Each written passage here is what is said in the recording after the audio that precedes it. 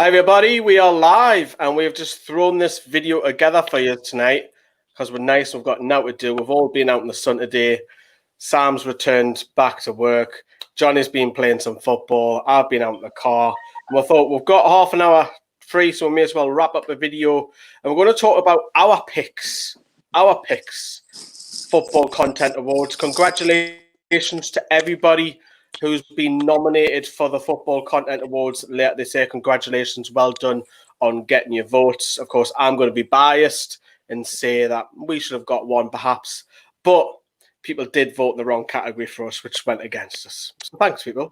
But this is the awards, and what we've done, because I didn't know Johnny and Sam were going to jump on this video, but I've got my answers, and we'll see if the lads agree or disagree, and so on and so on. Let's crack on with the first nomination. And just literally off camera, Sam didn't know who this was. The best in video for creator and vlogger. Johnny, do you know who Stuntpegg is? Yeah, I know who she is. She's done very well. She's obviously one of the leading licenses of probably female video creators, you'd have to say, and she definitely knows her stuff. But yeah, like I said, it's not. This is probably something in your domain, Lee. I think you can look at the fact if it looks good or not. But I wouldn't disagree with that. Yeah, she's fantastic. What she's done, she started off obviously avid Bolton fan, goes to games, and she started to expand her own channel, talking about other clubs as well. I love her editing. She is if it is Neve who does all the editing, she's a hell of an editor, and we could do someone like that on our channel as well. But yeah, it looks like I am all kind of in agreement because Sam has no idea about that. No, I'm learning all the time with this stuff, so I'll check out the stuff. Neve, if you're watching, you can message him. Best in video organisation. So this could be anybody, lads. Obviously, I'm going to have my bias hat on. Of course I am. So I'm going to say Sky Sports. What would you two say? Go on, Sam.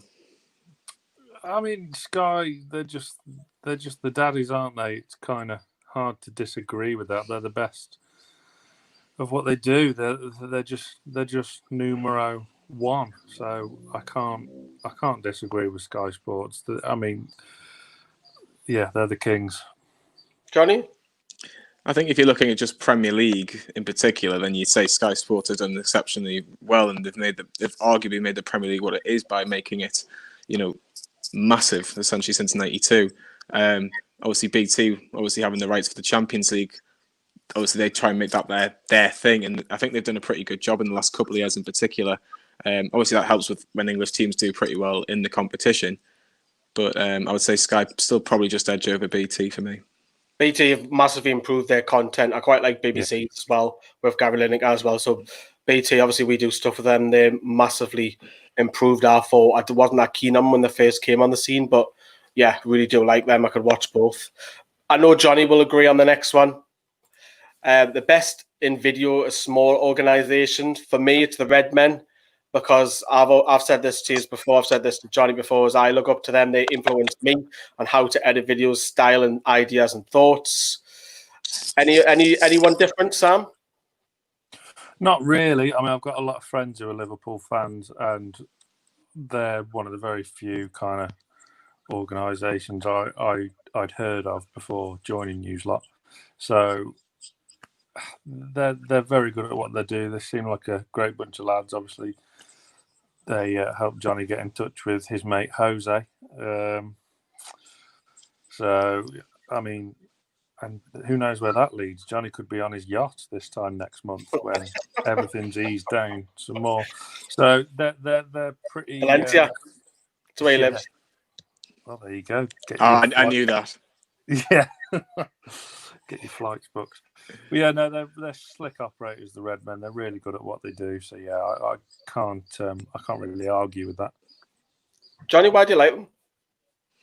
I'll be honest, I kind of just stumbled across them, and obviously my brother's a Liverpool fan, so he just obviously watched the odd video and here or there. But I just took a like to the main two guys, Paul Matey and Chris Pajak, and I've just watched their journey just blossom really.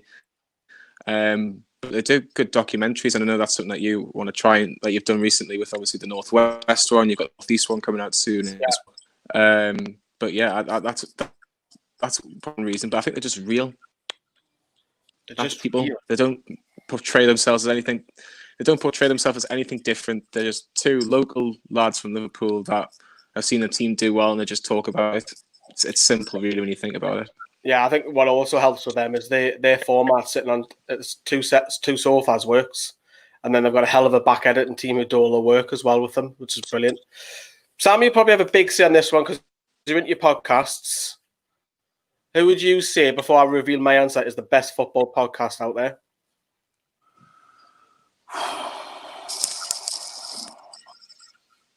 That's tough because I only tend to listen to kind of ones that are applicable. Yeah, okay, you've gone for BBC. Yeah, I like BBC. I like the Match of the Day one now,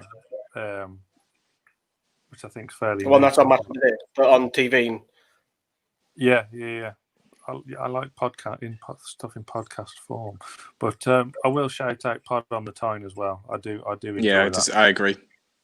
It is. When you say that, we'll come on to the Newcastle one in a moment. Quiet. Jonny, do you have any ones that you listen to nationalised? I don't know if they're nationalised, but there's one called Under the Cosh, which is more like a football league one, really. Which is they just get it's basically John Parker, who used to play for Preston, Chris Brown used to play for Sunderland and Blackburn. Big lad, isn't he, John Parker? Oh, he's a beast. Yeah, beast. I think he was nicknamed the Beast, and they just there's literally the two of them and a comedian who's like the presenter who kind of makes it like tick. And they've got some good guests on. They had one with John Beresford. I thoroughly recommend that one. That was some really good stories, and it tells you the actual story about Brian Kilcline, how he left Newcastle, and obviously how close he was. And then I think they had a bit of a falling out because I don't know if you can remember, but his hair got chopped off, and they butchered his tash as well. So so I'd recommend Under the Cosh or the Peter Crouch podcast. It's something I've been getting into at the minute. Peter Crouch. I think mine will probably just Football Daily. Got it. You're getting it every day, and the quality is really good. Quick mention for one that's just popped in my head as well.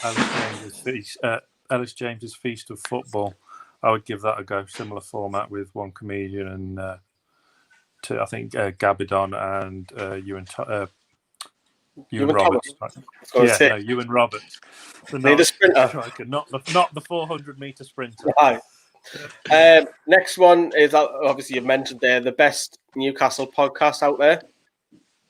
Pod on the Tyne for me. Like I've only recently been listening to them, and it's brilliant. The camaraderie with Chris Waugh, who's a friend of the show, George Corkin, who's been he seems to be, along with Chris Waugh, the main two people in terms of if you want Newcastle news, you go to them.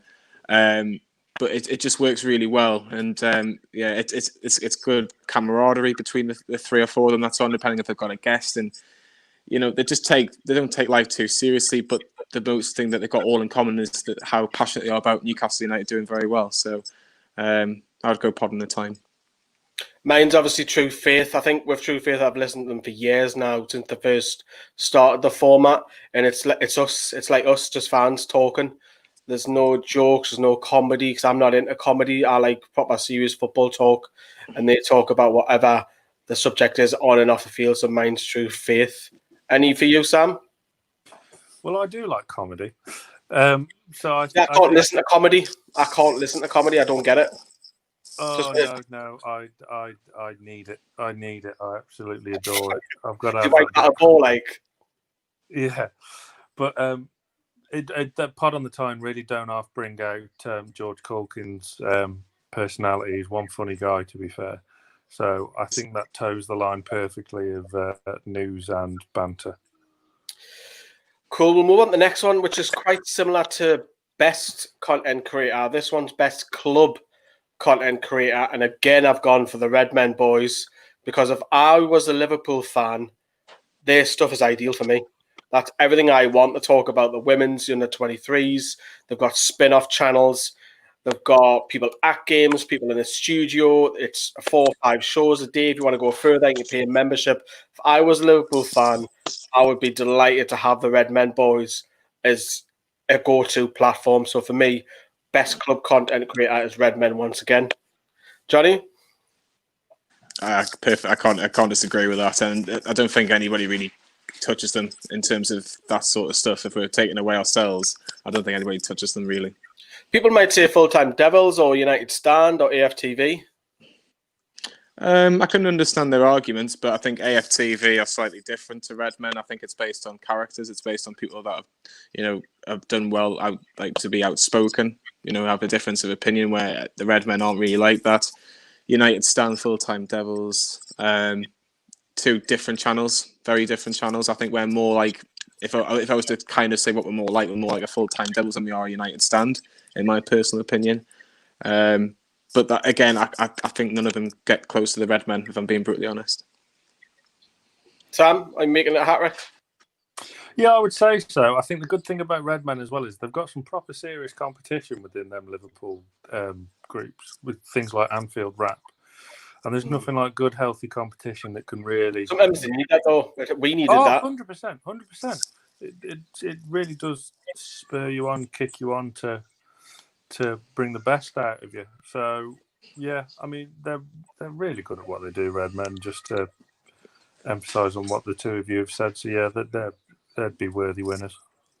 This one, I don't know if you've watched many women's football, but the best in women's football coverage for me is the BBC. I like their highlight show, which is on every Saturday night, Sunday morning, showing you all the goals from the WSL. BT Sport obviously do the occasional live game, but in terms of women's football, and the BBC also have a dedicated page on the women's football online as well. I would go to the BBC for my women's news. Do you watch much women's football, lads? I took in the World Cup, which was on BBC, so I can only really go from that. Like, I know Paul and yourself are probably, I would say, yeah, Paul has really got into it over the last 12 months or so, 12, 18 months. So from all I can take, I would say BBC. I'm aware that it's on BT Sport, the WSL, but I would say BBC. But just before Sam talks, obviously I know we're talking about competition. It brings out the best in us, and I'll just say on behalf of everyone on Newcastle Fans TV, congratulations to everyone that's been nominated. I know Magpie Channel have been nominated, so congrats to them. But obviously best of luck to them whenever the award ceremony is. Yeah, I said that at the beginning as well. Sam, do you watch women's football, or is it just... Yeah, I mean, if you go back, because I agree with BBC, if you go back 10 years, maybe even more than 10 years, BBC were only really the ones giving it the time of day with the Women's FA Cup and whatnot. So they've been at the forefront of this for a good few years now. So yeah, and it's just progressed like the women's game has as well. So it's good. It's good to see everything evolve. And yeah, BBC for me too. Now this one, you can open up loads more. Best in social media organisation. So if you were looking for some news, national news for football, where would you go to? Probably if you think Twitter perhaps is probably the place where you would go. Who's the ones you would go to? So for me, I always look at Sky Sports Premier League first, because we're in the Premier League, so it'll have some sort of Newcastle, or if there's going to be the games that have came back recently or players back in training. Sky Sports Premier League is for me. This will be probably differently used too, I would imagine, or you might be saying, who knows? Johnny, where do you go? There's so many. That's the problem. Like, there are so many. Like, you literally go on Twitter. There is already about a dozen people that have already said. Like, say for example, if an say I don't know, Mesut Ozil gets injured, for example, and he's out for 2 months. There will be so many different outlets saying that he's injured now for 2 months and this, that, and the other. Obviously, Sky have got to be up there because they are, as Sam's mentioned, they're the top of the top in terms of Premier League. But I would maybe even BBC. I feel like when BBC say something big, everyone's like, "Ooh, BBC have mentioned it." So it is what it is. Sky, Sam, I'm called Sam Sky now. Sam. Yeah, I wish. There's a few things I look at. It depends what I want, whether I want news or opinion, especially when I'm looking to update our Twitter at Newcastle Fans TV. So Tick out the bottom. Exactly. Yeah. We had likes and retweets off ASM and David Ginola today. So high five. For news-based stuff, the two you've mentioned, Sky and BBC. And I would also look at some of the respected newspaper social media feeds such as Telegraph, Times, stuff like that. But if it's more opinion based that I want, then I'd actually look at Talk Sport, because if you want opinion, whether you agree with it or not, Where's Paul? Where's Paul? The thing is, from my point of view, I look at it.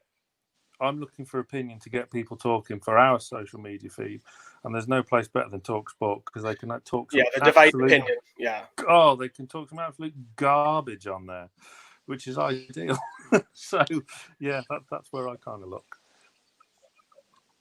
Now, if you put all that together, you think about Facebook, you think about Twitter, Instagram, websites, and YouTube. If you put all that together, who would be the ones? And this is not media organizations. Again, I've went with the Redmen once more. Most of their stuff for me is collectively the best. Probably the Facebook page maybe needs a little bit of work on, but the rest is absolutely spot on for me with the Redmen. Everything's brilliant about them. So that's what I would go for. Any different?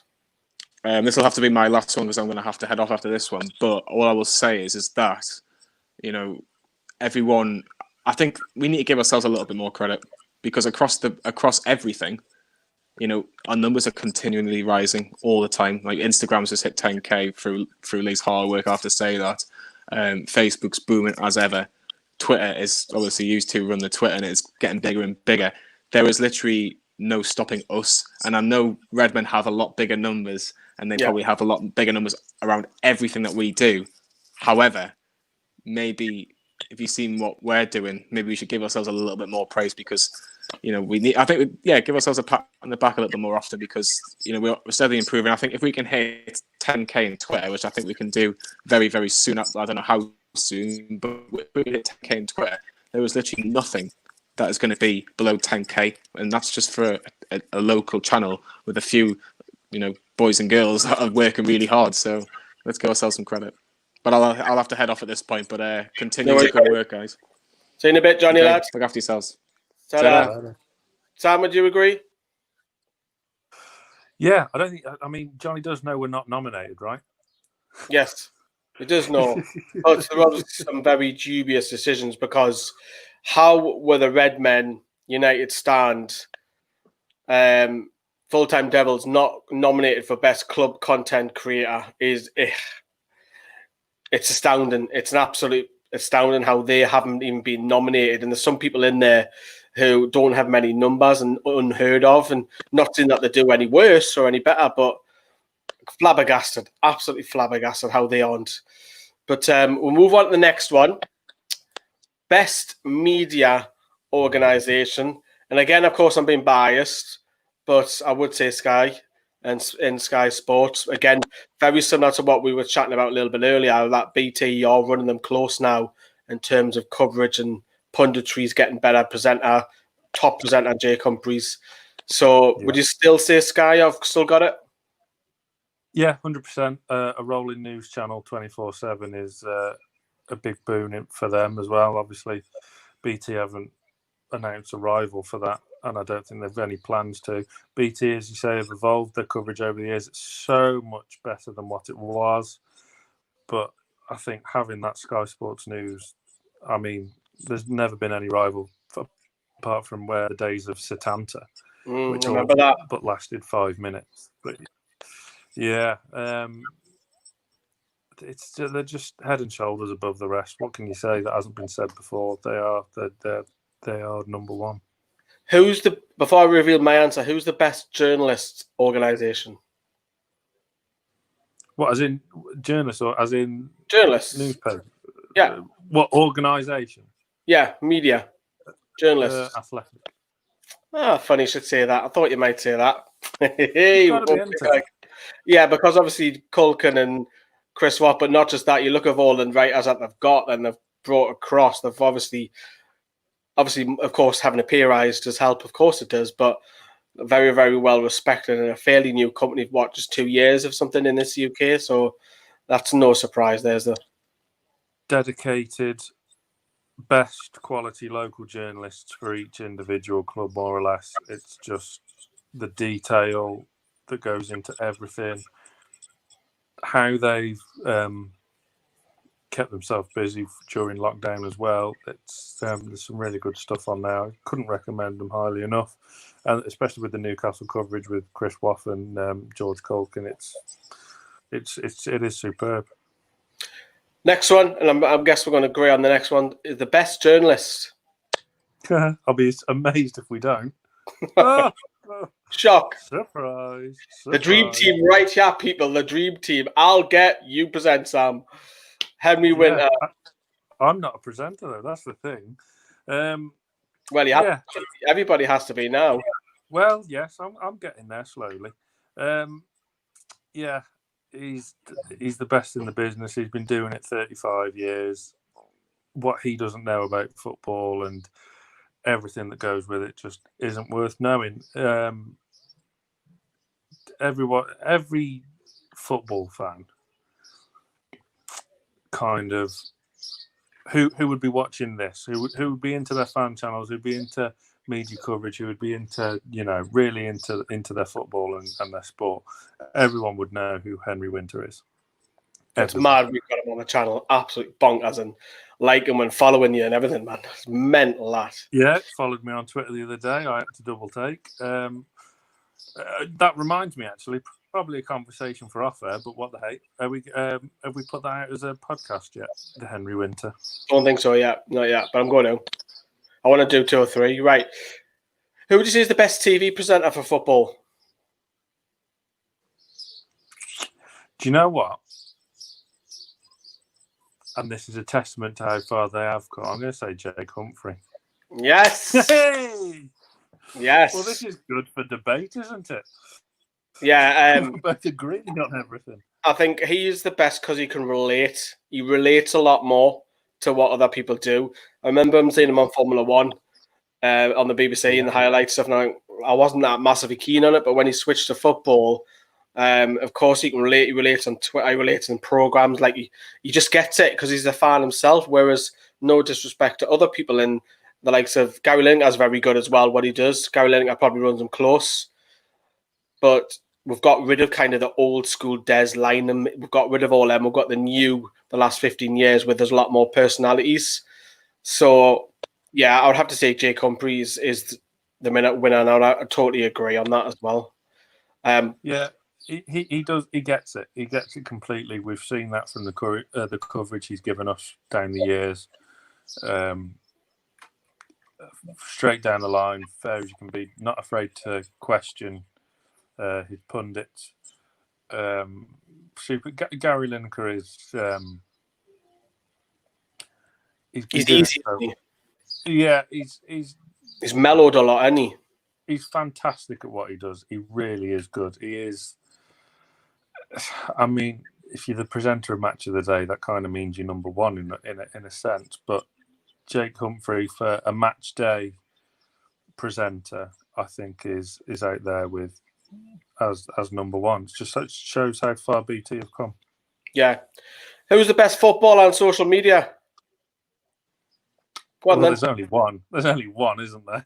There he is. Again, we're agreeing. We're on a roll here. That's 4 in a row. Best footballer on social media, Allan Saint-Maximin obviously retweeted us today a few times now. It must be 5 or 6 times, liking with stuff. Yeah. And some might agree to disagree that you shouldn't show your kids on Instagram, but he shows his life off in his house and stuff like that. But yeah, he's a character and the fans love him, don't they? Loves his kids, loves his club.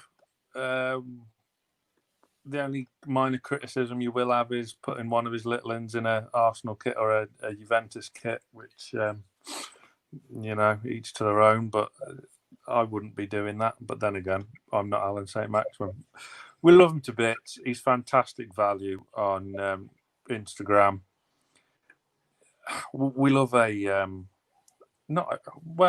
of a nutter at Newcastle. He's not a nutter. He's eccentric. Flamboyant.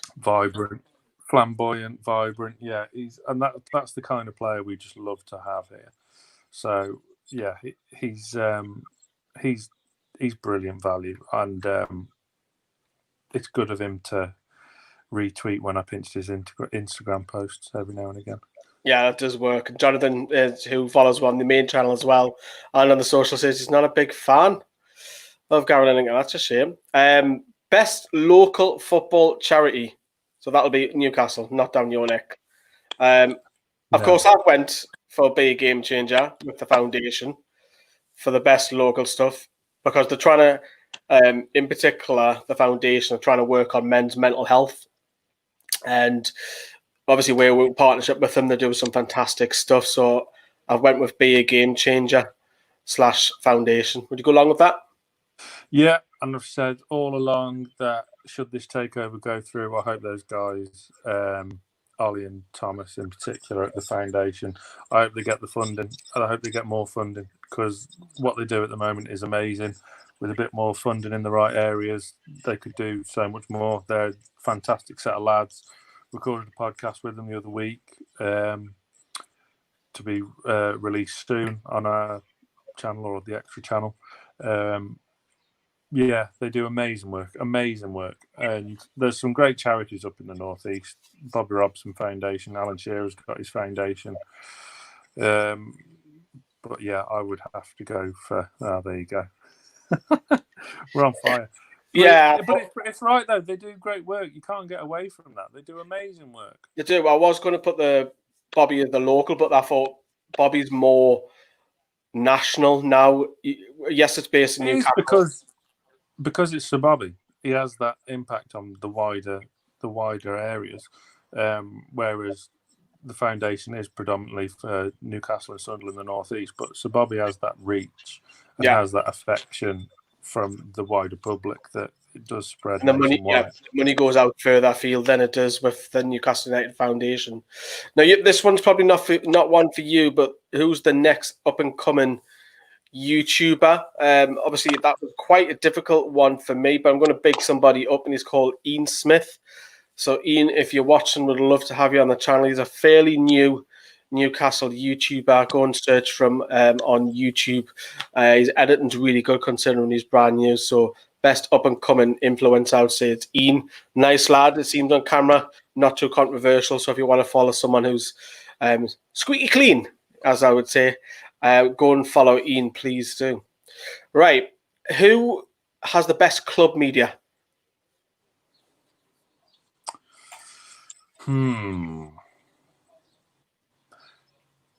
Okay, I was going to go for Liverpool, but okay. You went Liverpool. Liverpool are still really good. Yeah, I would have gone for Liverpool, Josh. But yeah, no, Man City. Why have you gone Man City? I think I've gone for Man City because they've got a media team and they hammer their socials, they hammer YouTube. It's fantastic if you're a Manchester City fan. It's fantastic if you're an overseas fan and you're craving that connection to the club. They have that, whereas our club, Newcastle, don't. And it's fantastic for people who aren't in the area of Manchester. That's what they're trying to reach, isn't it? Though, to grow that fan base, I imagine. Whereas Liverpool have already kind of got that, haven't they? Yeah, a good social media and club media in general. A good outreach for them is kind of key, I'd have thought. Yeah, we are coming towards the end. A few more to rattle through. Best in streaming content, and the reason why I've gone for the United stand, which is Mark Goldbridge, is because he seems to know how to stream all the time, and his streaming is very, very good. I know he's got a daft green screen, which I don't like personally, but he's set up in the quality of his streams are always spot on. And obviously, we do a lot more streaming now, and probably United stand probably lead the way in terms of streaming. Their streaming platform is brilliant, and it works for them so good. It helps, of course, Mark Goldbridge being a character. Of course it does. And that'll help bring in your daft people who want to reshare it and, look at him and all that, but he's a character. He plays on it and he loves it. But his streaming is absolutely fantastic. Right. Best football pundit. Apart from me. Tricky one. Pundit. I don't think the pundits nowadays are as good as they were back in the day. Yeah. I'll say that now. I don't think the current crop. You've gone for that because of the banter and the chemistry. Yes, I've went for the chemistry, the banter, and knowledge between the two because they can be serious, but they can wind each other up as well. I love them they're the main two now in match of the day. Ian Wright was never seen as that. Ian Wright was always like a filler, but now he's found Shearer who can bounce off him. Those two are just a dream together. If you had to go through each, the BBC, Sky, and BT, who's the best per platform? Not BT. That's the one thing where they're still lacking because pundits there aren't good at all. BBC outside of Shearer and Wright. Danny Murphy, do you like him? He's okay. I wouldn't say he's any more than okay. Same with Jermaine Janus? Yeah. Sky. Yeah, Neville and Carragher, obviously, they're very popular. Yeah, they're probably the nearest to Shearer and Wright, aren't they? Yeah, I prefer Gary Neville out of the two. I mean, I'm not overly keen on either of them, to be brutally honest. But not that they're bad. They're obviously very good at what they do. Souness, I think, has had his day. I did like Thierry Henry when he was with Sky briefly before he embarked on his management career. Funny you should hear that. Because the next question, who are you picking? Shearer? Why not? Best international pundit. I went for Rafa Honigstein. You probably can go for Thierry Henry now. The reason why I went with Rafa is because, funny enough, we talked about earlier on, is at The Athletic. He's lived in the UK since the early 90s, speaks fluent English. He's knowledgeable across the Bundesliga and England as well. And there's a few who listen to Henry Winter as probably the main journalist, but Rafael Honigstein's probably close to him in terms of I wanted to know. Sid Lowe's quite good with Spanish football as well.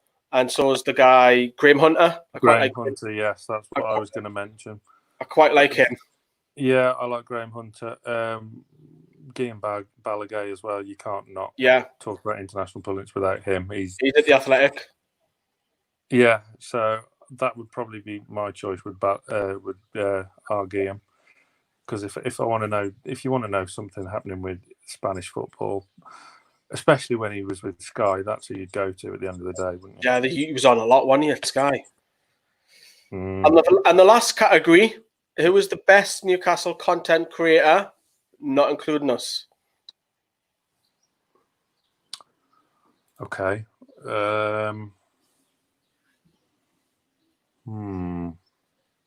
I'll tell you mine. Rob is fantastic with his stadium tours. They do massively well on his channel. With Rob, my only slight it's not really criticism of him, is I like to see him do more Newcastle videos. That's my only critique of him. Because he's a nice guy, he's not like argumentative. He's quite like Jonny, where he'll balance the two.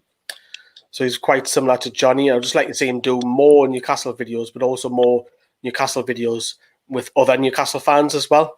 So because of Roobenstein, he's got the numbers, but I think he's got so much more potential. But I could watch Rob's video from 0 to 7 minutes all the way through if he's got a 7-minute video. With other Newcastle channels, I struggle to stay on more than 30 seconds because they're not gripping us, where his does. His has that pull for me. Fair enough. Would you give me true faith on that or not? Yeah, kind of. They've got a few YouTube channels, haven't they? Yeah. But they are technically classed as content creators. Exactly. Yeah. That's who I would go for. Good set of people there. They did the Mastermind competition, which I didn't do very well at. Some would say it was a fix, but I don't know. Controversy marred my participation in that. But let's not count that against them. But yeah, no, I like what they do, and Alex is a good friend of the channel as well. Yeah, said some nice stuff about it as well. That is it. Just over half an hour, so we were going to be scheduled. Just having a little bit of a look at who we would recommend. Disagree. If you're watching the rerun of this, get your comments down there below. Thank you very much for watching. Thanks, Sam, for coming on. Not a problem. Always a pleasure. Never a chore.